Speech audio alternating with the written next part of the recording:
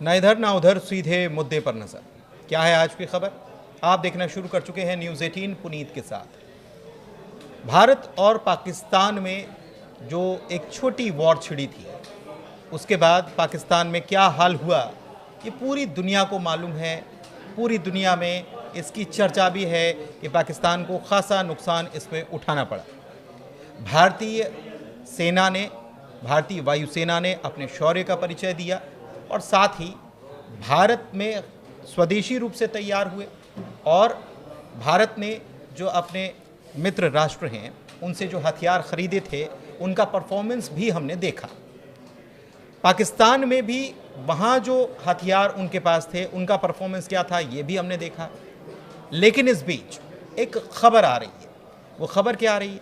खबर आ रही है कि चीन और पाकिस्तान दोनों एक बार फिर से बहुत करीब आ रहे हैं और चीन पाकिस्तान को डिस्काउंटेड रेट पर विमान देने की तैयारी, हथियार देने की तैयारी कर रहा है। किस प्रकार की ये खबरें हैं? वहाँ पर ख्वाजा आसिफ क्या कर रहे हैं? चाइना गए हुए हैं। क्या क्या खबर आ रही है इसी को समझते हैं और क्यों ये सब हो रहा है इसी को भी जानेंगे। मेरे सहयोगी अंकुर जी मौजूद हैं, उनसे समझते हैं। सर, ये खबर क्या आ रही है ये पाकिस्तान और चाइना को लेकर के, डिफेंस डील को लेकर के? देखिए, इस समय ख्वाजा आसिफ वहीं पे हैं चीन में, और इससे पहले शाबडार भी वहाँ पे पहुँचे थे। तो चीन और पाकिस्तान के जो रिलेशन है वो जग जाहिर है, उसमें कोई और तबसरा नहीं हो सकता, उसकी कोई एक्सप्लेनेशन नहीं हो सकती, क्योंकि इस जो 2.5 या 3 दिन की जो भी हमारी पाकिस्तान के साथ जंग हुई, इसमें चीन ने खुल के पाकिस्तान का साथ दिया। क्योंकि जितने भी हथियार यूज़ किए गए पाकिस्तान की तरफ से, चाहे वो PL-15 मिसाइल हो, J-10 हो जिसकी बात की जा रही है, बड़ा ओवर हाइप भी किया जा रहा है, सारे हथियार चाइनीज़ थे। तो इस बार अमेरिका खुद को पीठ थपथपा रहा है कि देखो मैंने सीज़ फायर कराई लेकिन हथियार तो सब चाइनीज़ थे। तो इसमें कोई आश्चर्यचकित होने वाली बात बिल्कुल नहीं है। चीन के साथ जो पाकिस्तान का रिश्ता है बिल्कुल वैसा है कि वो इंडिया के ख़िलाफ़ यूज़ होता है। तो इस समय जो वहाँ पे वो गए हैं, तो जो बयान आया है पाकिस्तान की तरफ से, इशाक डार की तरफ से, अभी ट्विटर पे कुछ देर पहले, उसमें कहा गया है कि CPEC-2 की हम बात करने गए हैं, लेकिन ये CPEC-2 नहीं है।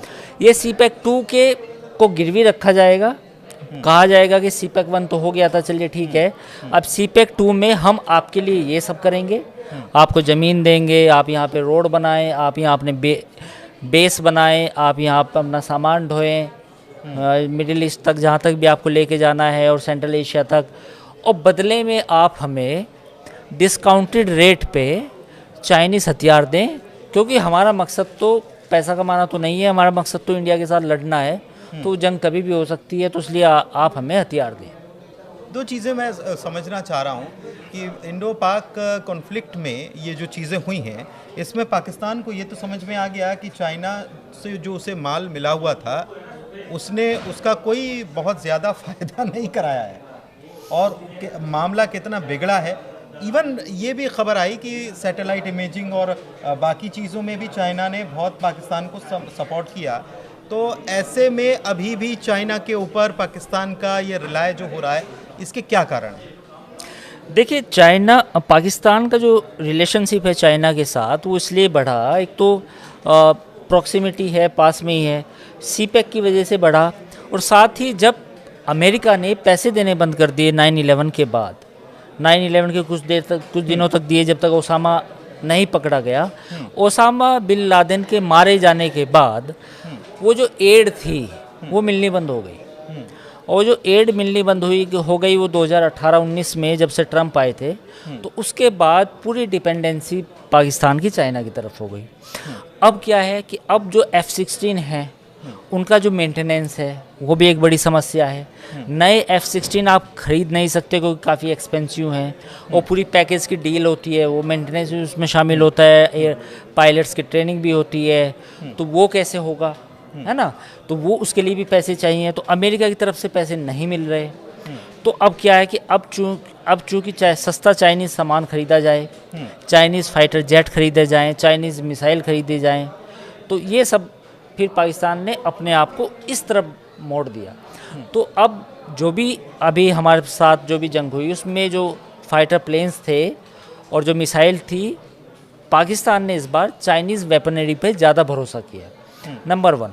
नंबर 2, अब खबरें हैं ऐसी, ग्रेप वाइन है कि चीन पाकिस्तान को J-35, J-20 और देने वाला है, करीब करीब 40, और जो काफ़ी इसी साल अगस्त के बाद वो डिलीवरी शुरू होगी। 40 तक है और 50% डिस्काउंट पे। यानी कि चाइना ने ये भी कहा है कि डिस्काउंट पे लो और नो EMI पे लो, जो आप मोबाइल खरीदते, नो कॉस्ट EMI पे लो, यानी कि धीरे धीरे पैसे देते रहना। लेकिन आपको क्या लगता है कि चाइना फोकट में ऐसा देगा? फोकट में नहीं देगा। चाइना जो CPEC 2 शुरू करना चाहता है, उस CPEC 2 के बदले ये चीन पाकिस्तान को ये हथियार देगा।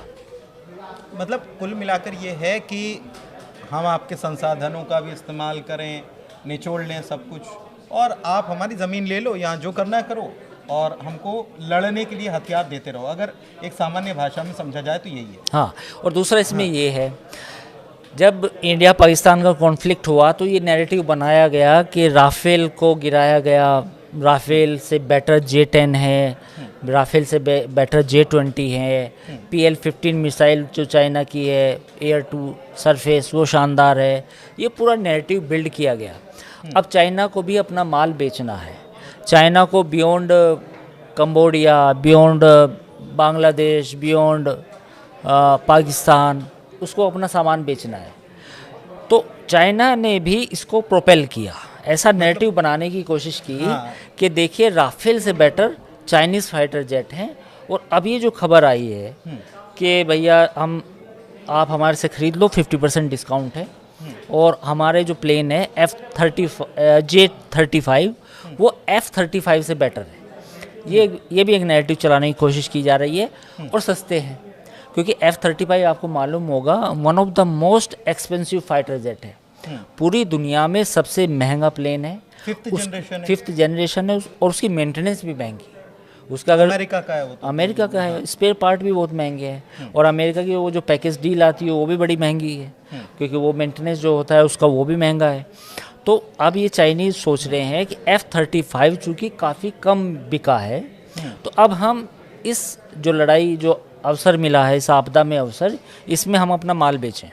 तो ये कुल मिलाकर पाकिस्तान को डिस्काउंट देकर ये मार्केट में एक हवा बनाने की चाइना की तरफ से कोशिश है कि अभी सेल चल रही है। हाँ, अभी सेल है, और आप ये खरीदिए, और पहले पाकिस्तान को डिलीवरी की जाएगी, और फिर ये तो नैरेटिव चलाया है ना इसमें।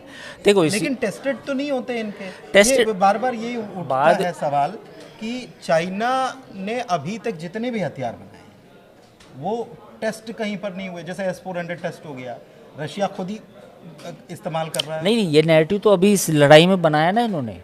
ये J-10 उड़े होंगे, हवा में भी गए होंगे, अब अटैक किया नहीं किया उन्होंने इंडिया पे तो अटैक हो ही नहीं पाया। चलो हवा में प्लेन के साथ डॉग फाइट की होगी।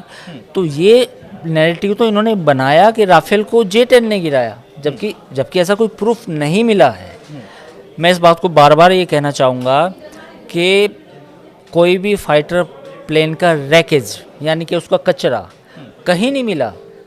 इंडिया में सोशल मीडिया कोई इतना बंद नहीं है, शटडाउन नहीं है चाइना की तरह। कोई भी अगर कहीं गिरता तो कोई फुटेज आती है, आज तो कोई फुटेज नहीं आई।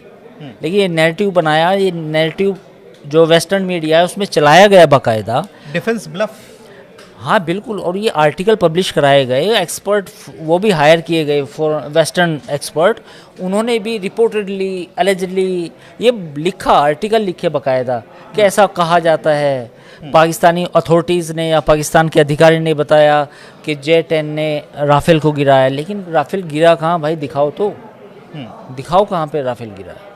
लेकिन एक चीज़ और है, देखिए एक तरफ चाइना अपने डिफेंस मार्केट को कुल मिलाकर इसके ज़रिए डेवलप करके माल बेचने की कोशिश में है।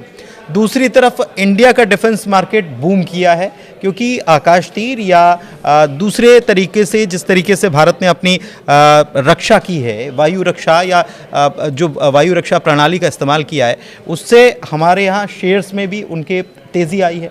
तो इस चीज़ को कैसे देखा जाए, या चाइना जो है वहाँ के मार्केट में क्या वाकई में इसको लेकर बूम आया है, या फिर नहीं, इसका अभी मैं आपको केवल जवाब, एक वो इसका कई तरह create से किया जवाब है। देखिए, एयर डिफेंस तो हमारा टेस्ट हुआ है, नो डाउट। S-400 है हमारे पास, 2 स्क्वाड्रन और आ रही हैं। आकाश तीर को और अपग्रेड किया जाएगा, उसकी रेंज भी बढ़ाई जा सकती है। तो एयर डिफेंस के मामले में हमें कोई दिक्कत नहीं है। दिक्कत थोड़ी बहुत ही जो हो सकती है वो ये है कि हमारे पास फ़िलहाल 2 स्क्वाड्रन है राफेल की, तो उन 2 को बढ़ा के कम से कम 6 या 8 तक लेके जाया जाए। तो उसके लिए साल 2024 में हमने भी अपना AMCA प्रोग्राम चालू किया है, एम का जो 5th जनरेशन फाइटर प्लेन बनाएगा। लेकिन वो 2030 तक मेरे ख्याल से, अगर मैं गलत नहीं हूँ तो वो अस्तित्व में 2028-30 तक उसकी टेस्ट फ्लाइट होगी, प्रोटोटाइप बनेगा, और इवन वो 34 में 30 के बाद ही आएगा, इंडक्ट हो सकता है। हालांकि वो हम चाह रहे हैं कि वो 5th जनरेशन से ऊपर जाए, यानी कि वो 5.5 हो या समथिंग 6 हो, उस तक जाए, लेकिन उसमें टाइम है। तो अब हमने क्या किया, अब हमने 26 और राफेल खरीदे हैं जो नेवी के लिए मरीन हैं, राफेल एम। तो मेरा पॉइंट ये है कि जो चाइना इस तरह का ये गेम खेल रहा है पाकिस्तान को आगे करके, तो हमें फाइटर प्लेन्स के मामले में हमें भी अपनी तैयारी और तेज़ करनी पड़ेगी। तो मुझे लगता है कि सरकार कुछ ना कुछ आने वाले दिनों में ज़रूर फैसला करेगी। जहाँ तक एयर डिफेंस की बात है, एयर डिफेंस में दुनिया ने लोहा माना है। ये मैं ऐसे नहीं बोल रहा कि मैं हवा में बात कर रहा हूँ। आप देखिए, आपके पास कोई सैटेलाइट इमेज आई जिसमें हमारे किसी भी एयरबेस को नुकसान पहुँचा हो? उन्होंने शाहीन फायर की। पहले खबर ये थी कि उन्होंने हत्फ या उसका हत्फ का दूसरा नाम भी है, वो फायर की, लेकिन शाहीन 2 फायर की उन्होंने, और शाहीन 2 को हमने गिरा दिया। फतेह या हत्फ पहले फतेह कहा जा रहा था, हत्फ थी वो, बेसिकली शाहीन थी। तो एयर डिफेंस में कोई डाउट नहीं है कि कोई दिक्कत नहीं है। दूसरा, ड्रोन के मामले में भी काफ़ी प्राइवेट कंपनीज बना रही हैं ड्रोन इंडिया में, और डेवलपमेंट हो रहा है।